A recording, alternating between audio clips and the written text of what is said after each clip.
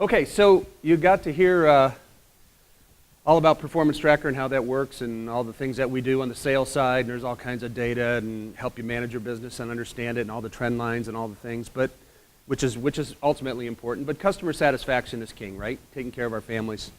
And a big piece of Performance Tracker is that survey that goes out.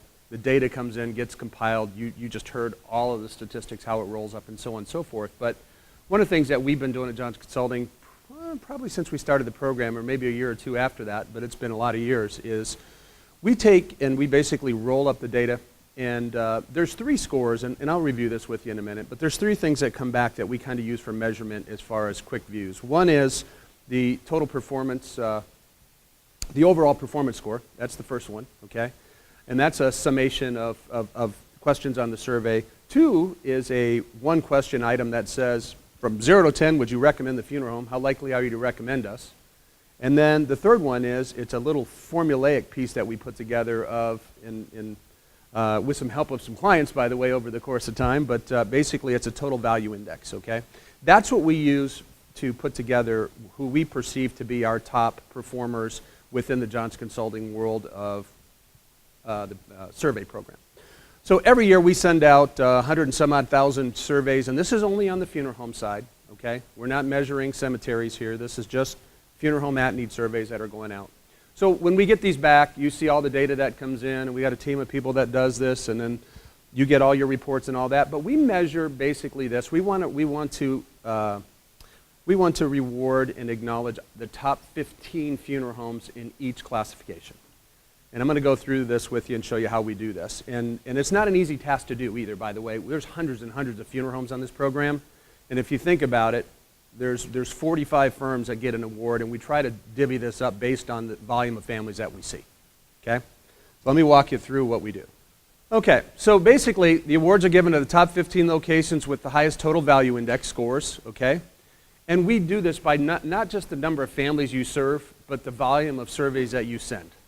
Okay, because we all have segments that we don't send out, like to trade calls, fiduciary calls, infant families, whatever it may be. We just don't send surveys to some. Okay, so we've been at this for a while, and this is the best methodology that we've got is up to 150 surveys sent.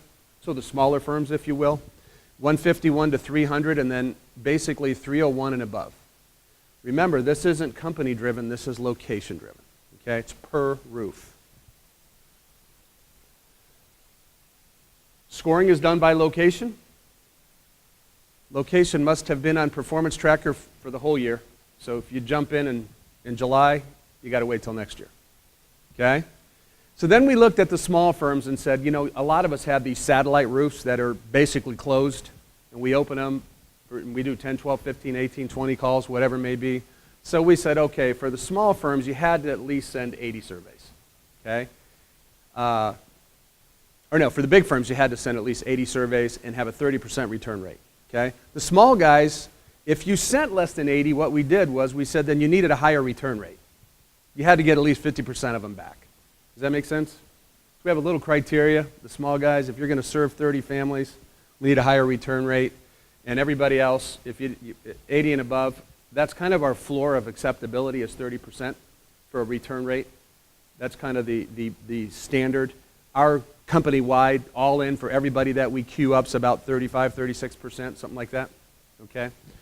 And then location must send out at least 24. So there's some qualifiers. You guys can see that, right? Scoring goes like this, and this is probably a little bit deeper dive than we really care to talk about, but I will anyways. So when we do it, the new way, we did this last year, we converted everything to a 1,000-point system, okay? So every survey that comes back, you'd get 1,000 on it. That means family has to just give you, superior all the way across the board, give you a 10 on the Net Promoter Score, and tell you that the value question, in essence, which is the one that says, was the services about as expected, less than, or more than, you need to be in the wheelhouse on those three components to get us where we want to go, okay? So 50% of the score comes from the first 19 questions. The Net Promoter is 25, and that value question is 25. Questions about this? Pretty simple. I want you to see this because Jake showed you a lot of numbers. And if you recall, there was a lot of scores. And this total value index is a little different than the overall performance score, but for the firms that are knocking it out of the park, they're pretty similar. You'll find that your scores are plus or minus a little bit. So you saw a lot of numbers around 908, 916, things like that, right? If you recall. I wanted you to see what it takes to be in the top 15. So if you want something to shoot for and you want to know what it takes to get where we're really running. So, and the other correlation Jake mentioned was smaller firms have higher scores than bigger firms, right? So this is no different. Look at the challenge of the small firms. If you weren't at a 961, then you weren't in the top 15. The middle firms, if you weren't at 941, you weren't in the top 15. And for the bigger firms, 922 was the cutoff of the top 15. So it just gives you something to go back and think about and look at, and you want to know where you stand.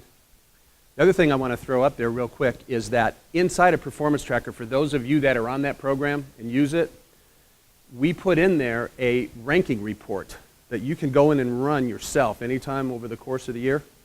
And you can run that by different filters. You can run it by call volume, you can run it by West region, East region, and you can see where you rank based on your location surveys to everybody that we queue. So if you want to go look at it in the middle of March and say, where am I in the food chain right now? It'll tell you the Jones Funeral Home is 32 of 200 funeral homes. So if you want to know how close you are being in the top 15, if that's a goal of your company's, then these are kind of the benchmarks of 2016. But there's a ranking report. You can go look at it. It'll always tell you where you're at. It's kind of neat. Okay, so let's talk about the top 15 funeral homes in each category. And this is kind of the fun part. This is the rewarding part for us as well. It's a little acknowledgement. So category 1, up to 150 surveys sent out, meeting all the qualifiers and all the things that we just discussed. These are the funeral homes. Some of you are here. I think we've highlighted you in yellow, but so we've got Hoyt Funeral Home, Ascension, Baker Funeral Home, Adams and Jennings, Kersey Funeral Home, DeGespy Funeral Home, West Orange location. That's a building, by the way, that Todd opened 2 years ago and had 0 calls. It was a savings and loan that got converted to a funeral home, and in 2 years, there's enough calls going through, and the family satisfaction scores are pretty high. So Harper, Talasek, Lagrone, Skradsky, Steve Pierce is here. It's another firm that was just purchased in the last 2 or 3 years. It's a heritage firm that was there, and he's absorbed it, brought it into the fold, and clearly something's going right. George Funeral Home and Cremation, Morrison Funeral Directors, Grissom Serenity, Bartlett Chapman in West Virginia, Wilson St. Pierre, and in Weigels in Batesville, Indiana. So these are the small firms, top 15. I'd like to call up Todd DeGespy and Steve Pierce, who happen to be here today.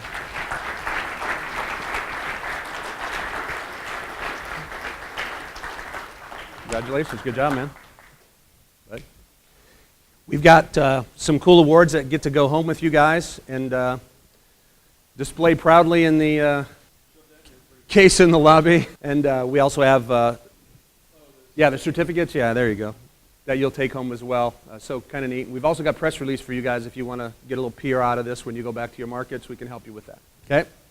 So congratulations. Good job on that. Let's look at the next group. Firms up to 300 surveys sent. Okay? Crapo Hathaway in the Boston market. Phillips Funeral Home. Smith Benton. Jeff Smith in North Little Rock. McGinnis Funeral Home. Heartland Early. I think those guys might be here somewhere. Seawinds Funeral Home. Weed Corley Fish down in the Austin market. Lucas Keller. Brown Butts Diedring. Again, that's Paul St. Pierre. Turcotte Piper. Daniels Family Funeral Services. Forest Lawn Funeral Home, one of the Altmeyer properties. Cox and Graziano in New York. Williams Funeral Home and Crematory. And then Weed Corley Fish happens to have another one that does this. Somehow they're just knocking it out in Austin. God love them. So I'd like to call up, who do we've got here? We've got the Lucas family here somewhere, right? All right, we got Jim and Jimmy. Daniels. Clark's here, right? Okay, Clark's here. And speaking of Clark, Rick Clark's here as well, so come on up. Congratulations.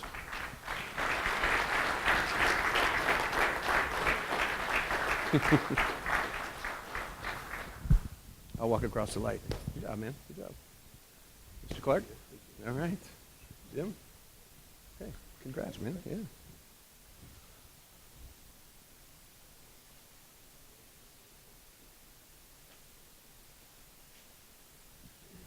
Good job.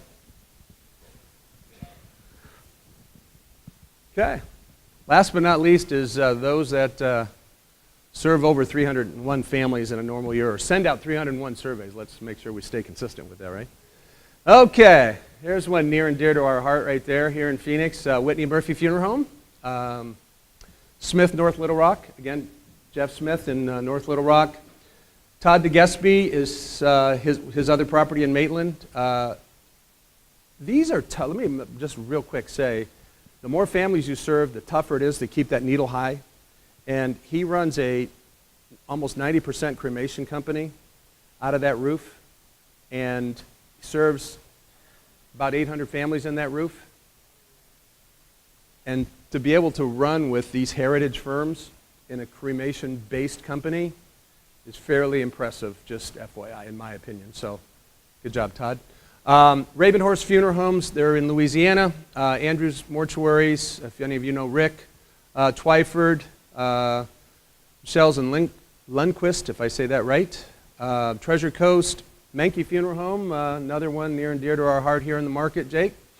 There's at Lucas Family again. You know, they've only been on the survey program for what, about 2 years, roughly. You know, they kind of came to the summit a few times, I guess, and then over the course of time said, you know, let's just do this and see what that program looks like. And you know, clearly you've got a number of locations, 14, 16 locations. You know, and they've got 3 or 4 of them that are getting awards, right? So it's not easy. That means you've got another dozen of them. We got some work to do, right? But it does. It gives you great measurement, and you reward those that are doing the right things. And it's not an easy task to be on this list. Okay. Custer Christensen, a new property that Gara Gutierrez bought in Los Angeles. Another Altmeyer property, South Side. Weed Corley Fish, he's just hit the trifecta, which is awesome. And Tom Starks at St. Joe's in St. Joe's, Michigan. And Liban Dilday, another Gara property that he just acquired in the last couple of years. So we've got Todd's here, Rick Clark's here, the Lucases are here, and Tom Starks is here. Come on up.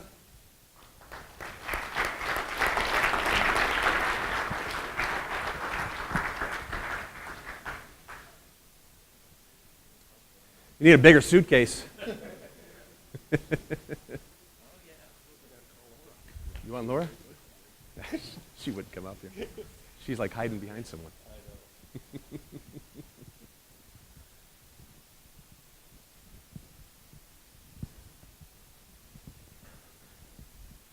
Again, top 15, that's how we do it every year.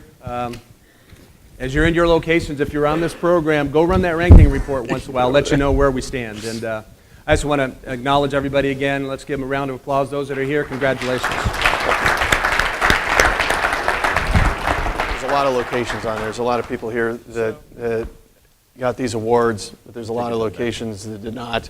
And they served their families very well. I want to make a note of that. These are the ones that just really stood out with some very tough criteria. And so, you know, it's always something to shoot for is how can we, you know, so for Menke Funeral Home, I looked at, for our plan for this year, I wanted to have a BHAG, I still haven't told you what that is, and figure out, okay, of all of our customers, who had like the 960 or whatever, and let's try to set our target there as like a stretch goal, if you will, and figure out what it would take to get there. You know, because you know, you're only as good as how you measure yourself, and we're always trying to do better. And I would challenge you guys, each of you as well. I mean, it can be done, and funeral homes are doing it, and some of them in very high average sale situations as well. So it's very, very interesting. But again, goes back to the fact that people value the service they got, and were explained it and what have you. So there's a lot to be said about this, and the interesting part is the press release that you can get out of this, that we have samples of as well. So it continues to grow, and we continue to make it harder to get these things. Thanks, guys.